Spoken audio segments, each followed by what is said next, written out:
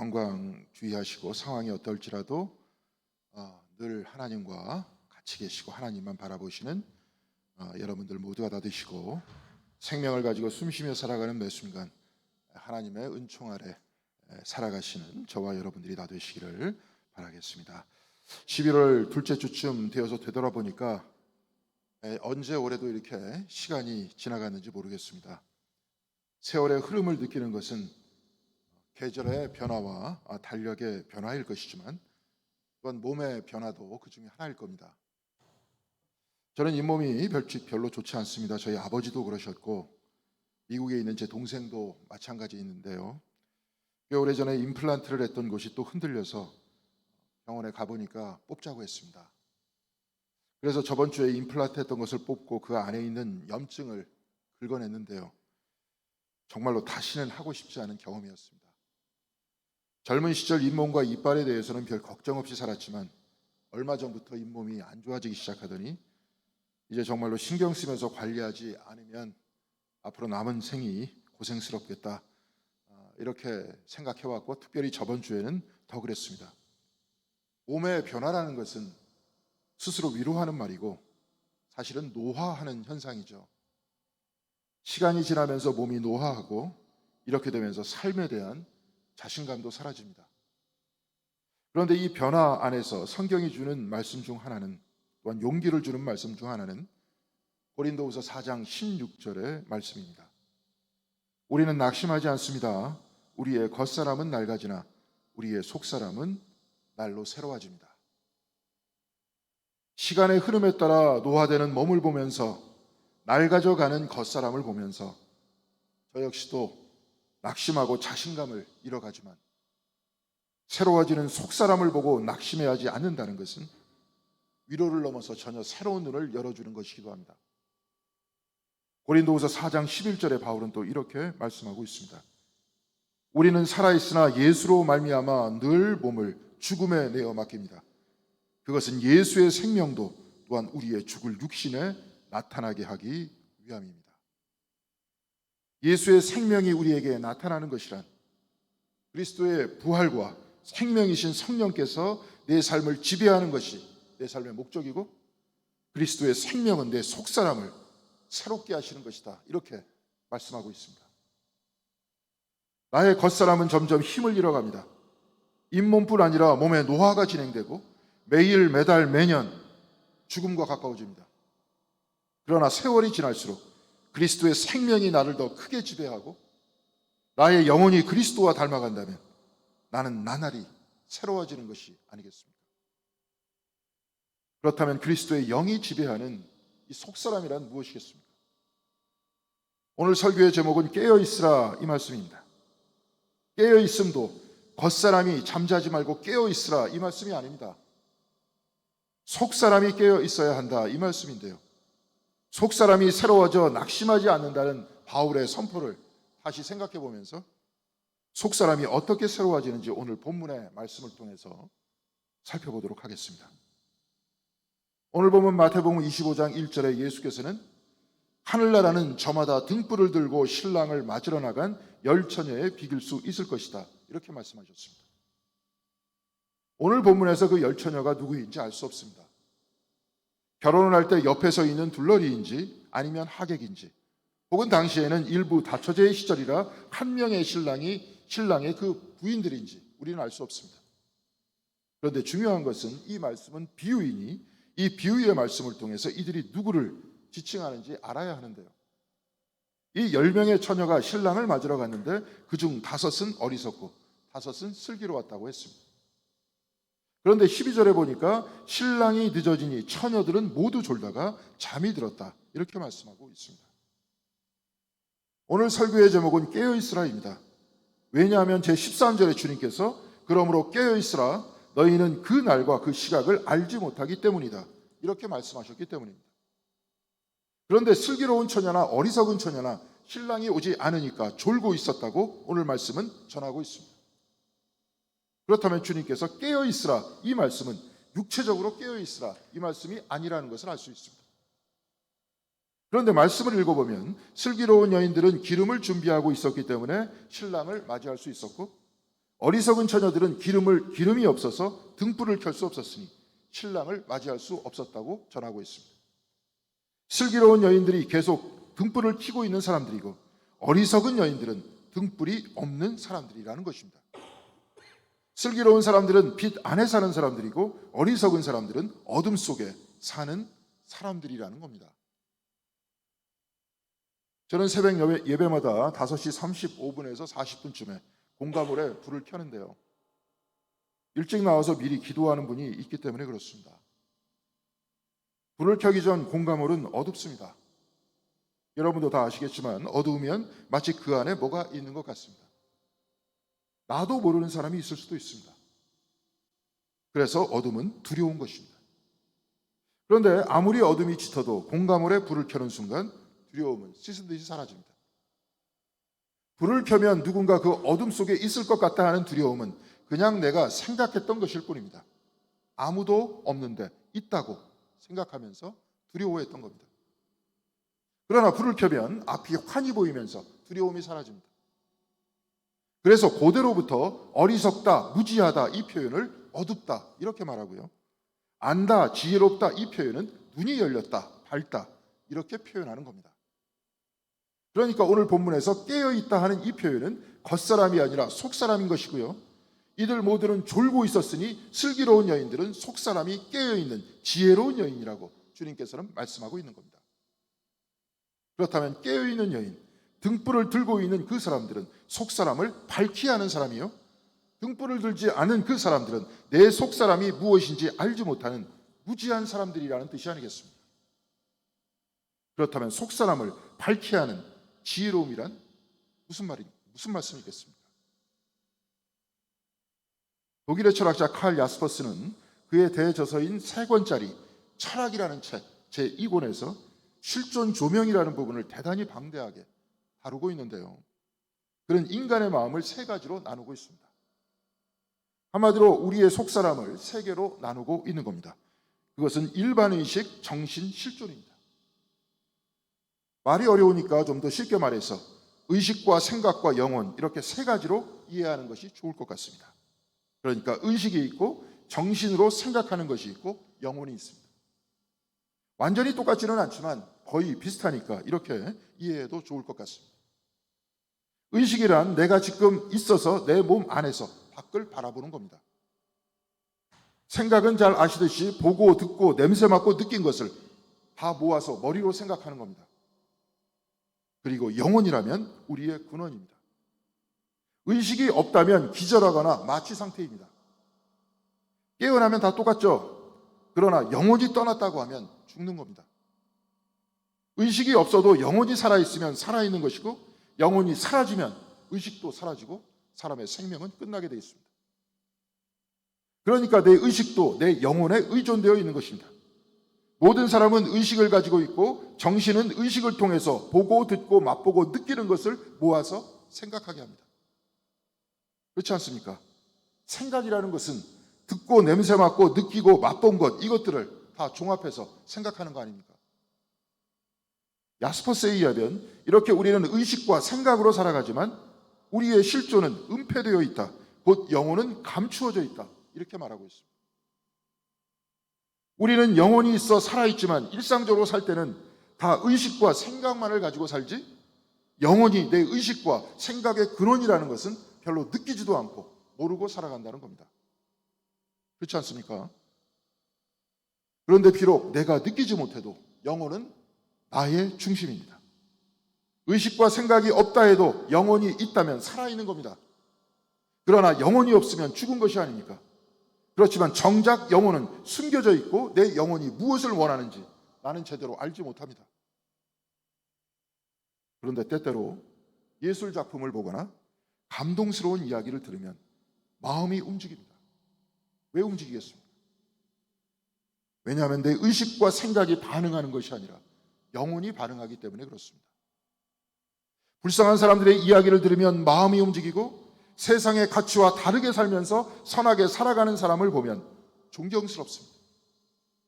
때로 시를 읽으면 마음이 맑아지면서 무언가 가슴에서 꿈틀거리는 것이 있고 찬송을 부르거나 말씀을 들을 때 내 안에서 무엇인가 반응합니다. 야스퍼스는 이것을 실존 조명이다 이렇게 말하는데요. 실존을 영혼이라 하고 조명을 밝히는 것이라고 하면 영혼을 비추는 것이다 이 말입니다. 마치 등불을 켜고 주님을 기다렸던 그 5명의 슬기로운 여인과 같이 내 영혼을 비추는 겁니다. 그렇다면 실존 조명이라고 하는 것, 영혼을 밝히는 것, 바로 이것이 깨어있는 것 아니겠습니까? 야스퍼스는 인간의 영혼은 하나님과 하나 되기를 원한다 이렇게 말하고 있습니다. 하나님과 하나됨이란 나는 이 세상의 근원 되시는 하나님과 사랑으로 하나 되어서 이 세상과 화해하고 일치하기를 원한다는 겁니다. 이게 내 영혼이 바라는 것이라는 겁니다. 그래서 시를 읽거나 찬송을 부르고 말씀을 읽으면서 내 영혼에 빛을 비추면 내 영혼은 불쌍한 사람을 보면 측은히 느껴지고 이 세상의 가치와 다르게 선하게 사는 사람들, 하나님과 가까운 그 사람들을 보면 감동하고 그 사람들이 좋아지는 겁니다. 어거스틴은 고백록에서 이렇게 말하고 있습니다. 오 하나님, 당신은 우리가 당신을 향해 살도록 지으셨으니 우리의 마음은 당신 안에서 안식을 찾기까지 평안하지 않습니다. 우리의 영혼은 하나님 안에 있기 전까지 평안하지 않는 이유는 우리는 하나님으로부터 왔고 하나님을 향해 살도록 만들어졌기 때문입니다. 그러나 사람들은 이것을 잘 알지 못합니다. 저 영혼 안에서 희미하게 하나님과 하나됨을 찾는데 이것이 무엇인지 구체적으로 알지 못합니다. 그래서 야스퍼스는 영혼이 은폐되어 있다 이렇게 표현한 겁니다. 무언가 진리와 사랑을 내 마음속에서 찾는 것 같습니다. 그런데 명확하게 내가 무엇을 찾는지 알지 못하기 때문에 엉뚱한 곳에서 하나님을 찾는 겁니다.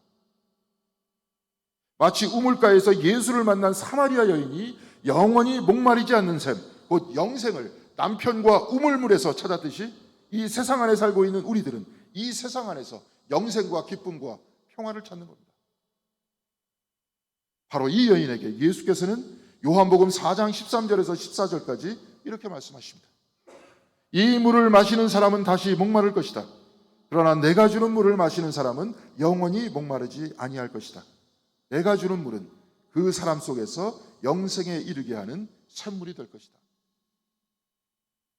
영생은 우물물이 있는 것이 아니라 주님에게 있는데 그 여인은 우물물과 남편에게서 영생을 찾았던 겁니다.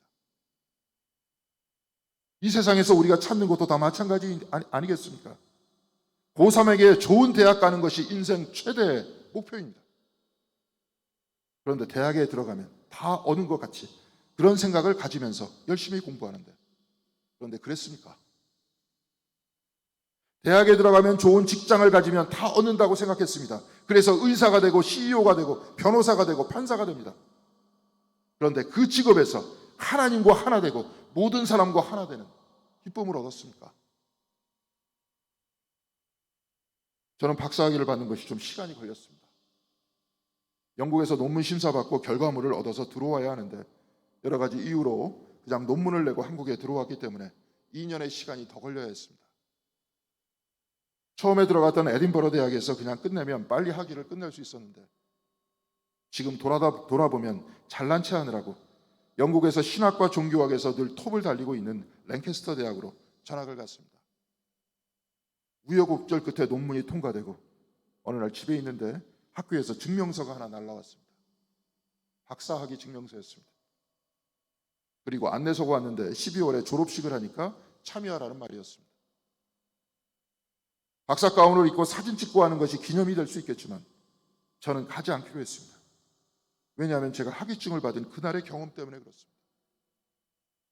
대학원 시절부터 10년 이상 공부해서 목표는 박사학위니까 이제 내가 박사가 됐다 하는 것이 기뻤어야 했습니다. 그런데 내가 과거에 생각하는 것만큼 별로 기쁘지 않았습니다. 왜냐하면 내 영혼은 하나님을 찾고 있었지 박사학위를 찾고 있었던 것이 아니었기 때문에 그랬습니다. 학위를 받았으니 식사 잘하자 해서 그날 저녁 맛있게 먹었습니다. 그리고 그것으로 끝이었습니다. 당신은 우리가 당신을 향해 살도록 지어졌으니 우리의 마음은 당신 안에서 안식을 찾기까지 평안하지 않습니다. 우리의 영혼은 감추어져 있기 때문에 영혼의 요청을 희미하게 듣고 그 무엇인가를 찾고 있지만 그 무엇인가는 이 세상에 있는 것이 아닙니다. 이 세상에서 내가 성취할 수 있는 것도 아닙니다. 그래서 깨어 있어야 하는 겁니다. 우리의 마음을 밝히 알아야 하는 겁니다. 깨어 있어 내가 진정으로 무엇을 원하는지 밝히 알아야 합니다. 깨어 있으라 하는 이 말씀은 말세에 주님이 오시는 것을 마치 고도를 기다리는 것처럼 하염없이 기다린다, 이 말씀이 아닙니다. 야스퍼스의 말과 같이 실존을 조명하는 사람, 내 영혼의 요청을 밝히 하는 사람, 바로 그 사람이 하나님을 만난다는 것 아닙니까? 내 영혼이 무엇을 바라는지 밝히 하는 사람에게 주님께서 찾아오신다는 것 아니겠습니까?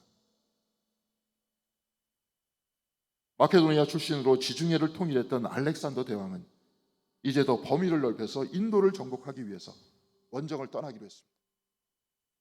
떠나기 전에 자신의 소유물을 다 버리고 자연과 더불어 사는 철학자 디오게네스라는 사람을 찾아갑니다. 견유학파라고 소유를 다 버리고 자연 안에서 마음의 평화를 누리던 철학자들이었는데, 그는 강가에서 자그마한 통 하나를 집으로 삼고 살고 있었습니다. 그는 디오게네스에게 인도로 떠나기 전에 지혜를 구하러 왔다고 말했습니다. 이때 디오게네스는 알렉산더에게 묻습니다. 원정을 하고 원정을 끝내고 돌아오면 무엇을 하실 생각입니까? 이때 알렉산더는 대답합니다. 긴 원정을 떠났다 집에 돌아왔으니 좀 쉬어야죠. 이때 디오게네스는 알렉산더에게 이렇게 말합니다. 저는 지금 이곳에서 쉬고 있습니다. 지금 쉴 수 있는데 왜 원정을 떠나서 다른 사람을 죽이고 내 병사도 죽이고 쉬느냐, 이 말이죠. 이에 깜짝 놀란 알렉산더는 속으로 이렇게 생각했다고 합니다. 내가 알렉산더가 아니었으면 디오게네스가 되고 싶다. 그리고 디오게네스에게 이렇게 말합니다. 선생님께서 원하신다면 제국의 절반이라도 드리겠습니다. 무엇을 원하십니까? 이때 디오게네스는 대답합니다. 지금 폐하께서 해를 가리고 계시니 몸을 저쪽으로 좀 옮겨주시겠습니까? 디오게네스는 자신의 영혼이 무엇을 원하는지 잘 알고 있었습니다. 자연과 더불어 하나님과 더불어 하나 되는 것이 진정한 자기 자신, 곧 그의 영혼이 바라는 것이라는 것을 알고 있었던 겁니다. 평화와 안식은 남을 정복할 때 얻어지는 것이 아니라 내 영혼이 무엇을 원하는지 밝히 알고 있다면, 내 영혼의 등불을 밝힌다면 바로 지금 이 자리에서 찾을 수 있다는 것 아니겠습니까?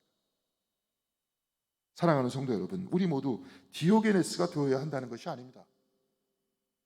그렇지만 우리가 진정으로 원하는 것이 무엇인지는 알아야 하지 않겠습니까? 우리가 진정으로 원하는 것은 나는 하나님을 향하고 하나님을 찾고 있다는 바로 이것입니다.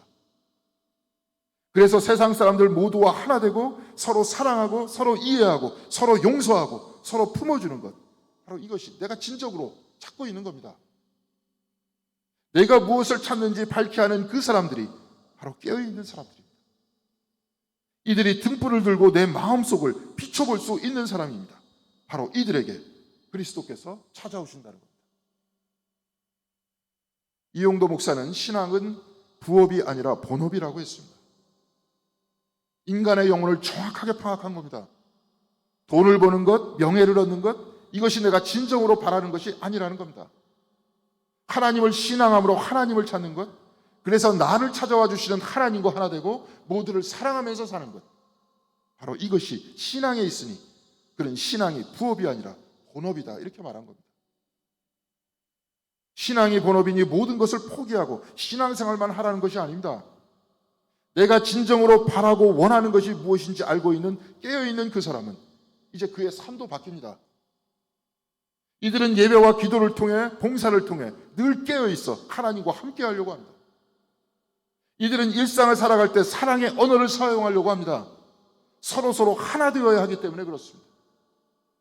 용서와 화해의 삶을 살려고 합니다. 하나님 안에서 서로 하나가 되어야 하기 때문입니다.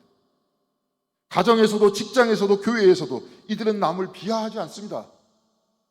남들을 끌어내리려고 하지도 않습니다. 이 세상이 전부인 양 생각하면서 이 세상의 성취에 목숨을 걸지 않습니다.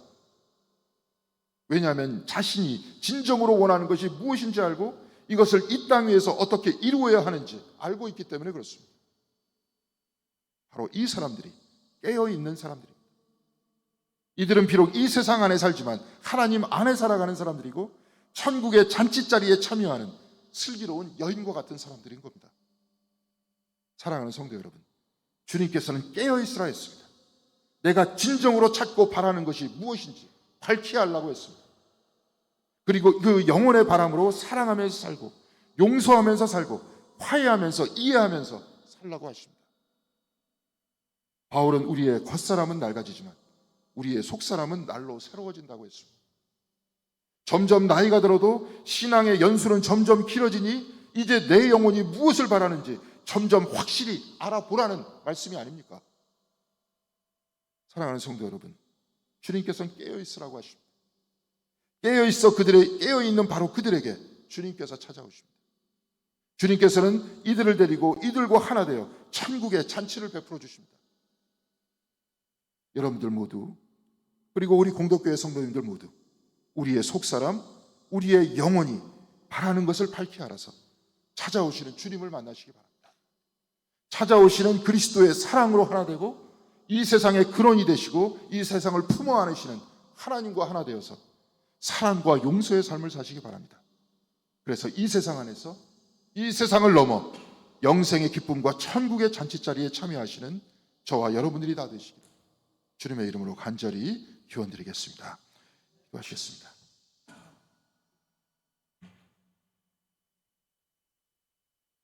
사랑이 많으신 하나님, 어린 시절부터 혹은 좀 나이가 들어서 주님을 알게 하여 주시는 은혜 감사드립니다. 우리의 마음속 한 구석에 희미하게나마 주님과 일치하고 주님과 하나 되고 사랑으로 하나 되어서 하나님 사랑하면서 살려는 마음을 허락하여 주시는 은혜 감사드립니다. 우리의 영혼은 지금 이 순간 늘 하나님만을 찾고 하나님만을 찾기 위해서 이리저리 방황하고 있사오니 이제 주님께서 우리의 영혼의 눈을 바라볼 수 있는 눈을 우리 모두에게 밝혀 열어주사 우리가 진정으로 주님과 하나 되는 삶을 살 수 있도록 인도하여 주시옵시고 주님께서 우리를 사랑하여 주셨듯이 우리가 또한 이웃을 사랑하는 삶이 될 수 있도록 인도하여 주시옵소서. 이것이 진정으로 우리가 바라는 것이고 세상 사람들 모두가 진정으로 바라는 것이라는 사실을 우리가 등불이 되어서 전할 수 있도록 인도하여 주시옵시고 사랑과 화해와 평화의 하나님 나라를 또한 기원하고 바라면서 우리 모두가 그 나라를 향해서 살 수 있는 복된 사람들 또한 천국의 잔치자리에 참여하는 모든 사람들이 될 수 있도록 주께서 은혜 베풀어 주시옵소서. 이 모든 말씀 우리 주 예수 그리스도의 이름으로 기도드렸습니다.